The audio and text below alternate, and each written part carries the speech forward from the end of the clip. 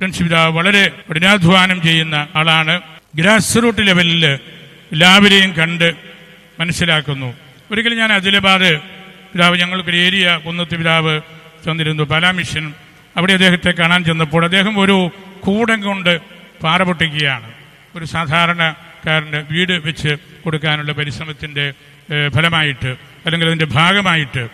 അങ്ങനെ ഏതു തരത്തിലും ഞാൻ ആ സീൻ അന്നും പിന്നീട് ഡിജിറ്റൽ മേഖലയിലും കണ്ടപ്പോൾ ഓർത്തു, ദൈവവചനത്തെക്കുറിച്ച് സഭയുടെ പിതാക്കന്മാർ പറഞ്ഞിരിക്കുന്നത്, ദൈവവചനത്തിൻ്റെ വ്യാഖ്യാനങ്ങൾ ഒരു പണിക്കാരൻ ഒരു കൂടം കൊണ്ട് പാറയ്ക്കിട്ട് അടിക്കുന്നത് പോലെയാണ്.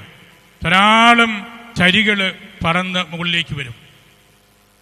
പ്രിൻസ് പിതാവിൻ്റെ കയ്യിൽ ഒരു തിരുവചനം കിട്ടുമ്പോൾ അദ്ദേഹം ഈ പണിക്കാരൻ പാറയ്ക്കിട്ട് കൂടം കൊണ്ട് അടിക്കുന്നത് പോലെയാണ് അതിനെ വ്യാഖ്യാനിക്കുന്നത്.